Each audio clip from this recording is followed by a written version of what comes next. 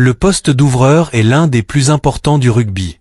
Le numéro 10 doit contrôler le rythme, organiser les attaques, choisir les bons coups de pied, créer des espaces et prendre des décisions sous pression.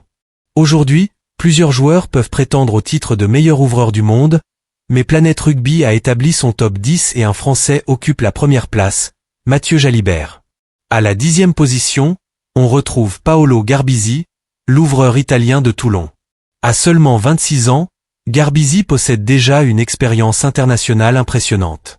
Son nom reste associé à un moment historique pour l'Italie, son coup de pied décisif contre le Pays de Galles en 2022, qui avait permis aux Italiens de décrocher une victoire importante dans le Six Nations. Depuis, son jeu a énormément mûri.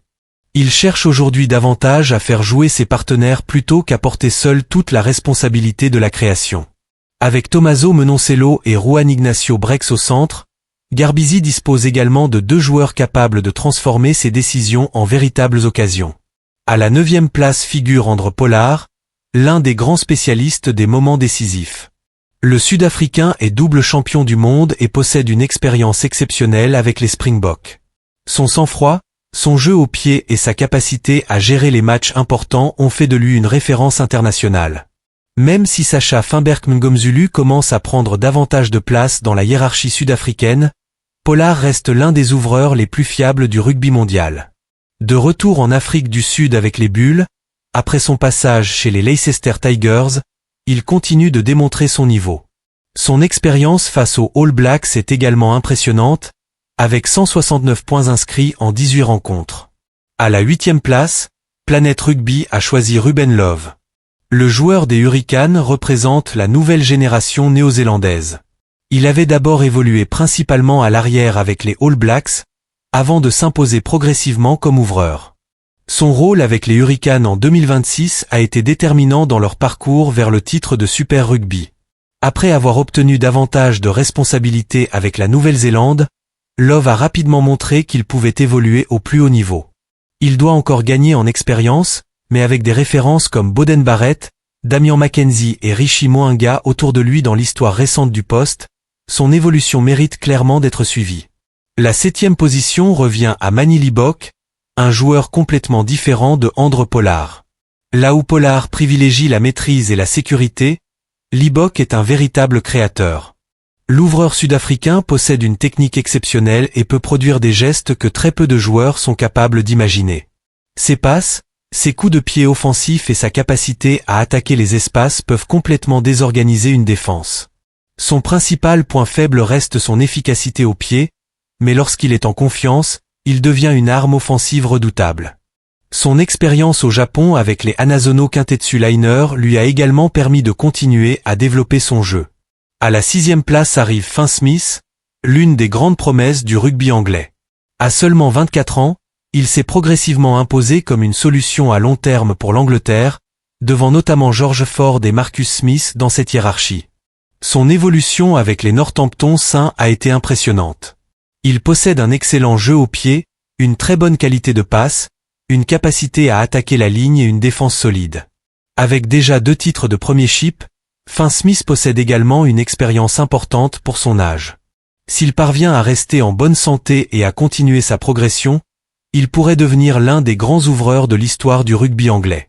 À la 5e place se trouve Romain Ntamak, figure incontournable du stade toulousain et du rugby français.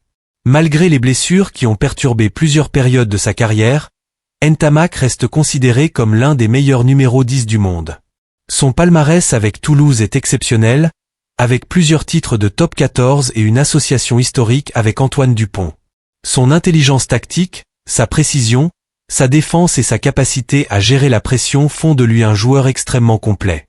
Mais en équipe de France, Romain Ntamak doit désormais composer avec une concurrence exceptionnelle.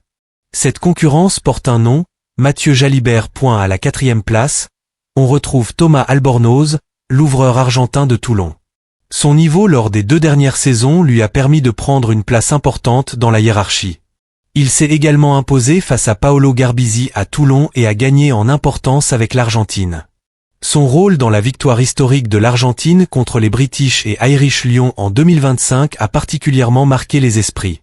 Albornoz avait réussi tous ses coups de pied et inscrit un essai important. Son influence continue de grandir et il apparaît désormais comme l'un des ouvreurs les plus dangereux de la planète. La 3e place revient à Sascha Fainberg-Mngomzulu, le jeune talent des Stormers. Il est probablement l'un des joueurs les plus excitants de la nouvelle génération sud-africaine. Son profil est extrêmement complet. Il possède une excellente vision du jeu, une qualité de passe remarquable, un très bon pied et la capacité de marquer lui-même des essais. Lorsqu'il est disponible, son niveau est impressionnant. Les blessures ont cependant ralenti sa progression cette année. Sa priorité sera donc de retrouver une régularité physique avant la Coupe du Monde 2027. L'Afrique du Sud dispose ainsi d'un choix particulièrement intéressant avec Fainberg-Mngomzulu et Andre Pollard. L'un représente la jeunesse et l'explosivité, l'autre l'expérience et la maîtrise des grands rendez-vous. À la 2e place, on retrouve Finn Russell, l'ouvreur écossais de Bath. Longtemps considéré comme un joueur imprévisible, Russell est devenu avec les années l'un des ouvreurs les plus complets et les plus expérimentés du rugby mondial.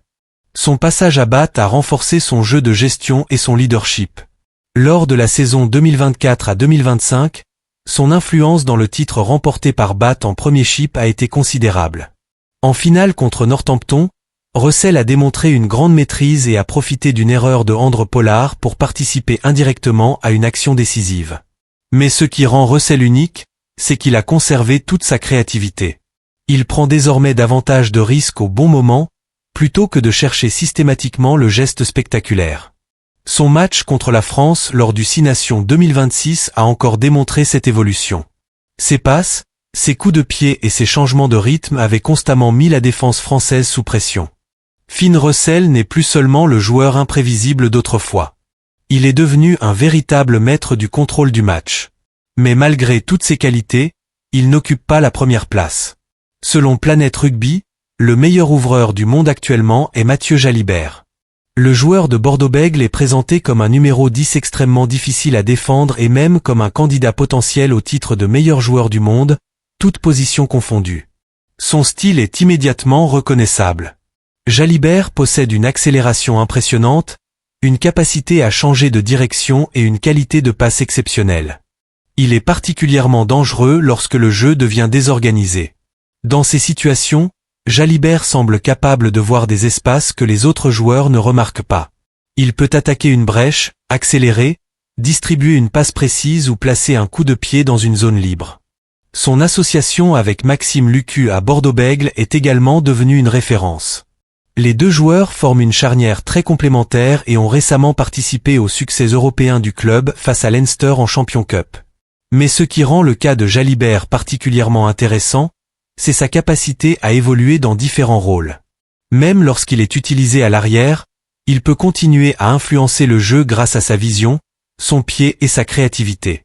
Cette polyvalence représente une arme supplémentaire pour son équipe. Évidemment, ce classement peut provoquer des débats. Certains supporters placeront probablement Finn Russell devant Mathieu Jalibert. D'autres choisiront Andre Pollard en raison de son palmarès international. Les fans français pourront également défendre Romain Ntamak, tandis que les supporters sud-africains auront de solides arguments pour Sascha Fainberg-Mngomzulu. Mais le classement de Planète Rugby repose sur une appréciation du niveau actuel, et sur cette base, Mathieu Jalibert est considéré comme le numéro 10 numéro 1. Pour la France, cette reconnaissance est évidemment importante. Posséder deux joueurs comme Mathieu Jalibert et Romain Ntamak dans le top 5 mondial montre la profondeur exceptionnelle du rugby français au poste d'ouvreur. La bataille entre les deux Français restera donc l'une des grandes histoires à suivre dans les prochaines années. Pendant ce temps, Finn Russell, Sascha Fainberg-Mngomzulu, Andre Pollard, Thomas Albornoz, Finn Smith, Mani Libbok, Ruben Love et Paolo Garbisi continueront eux aussi à défendre leur statut parmi l'élite mondiale. Une chose est certaine, le poste de numéro 10 n'a jamais été aussi riche en talent. Entre l'expérience des champions du monde, la créativité des joueurs confirmés et l'explosion de la nouvelle génération, chaque grande nation possède désormais une véritable star capable de changer le cours d'un match. Et pour l'instant, selon Planète Rugby, le trône appartient à Mathieu Jalibert. Le Français devra maintenant confirmer cette position sur le terrain, match après match, face aux meilleurs joueurs du monde. Car être classé numéro 1 est une chose. Le rester en est une autre.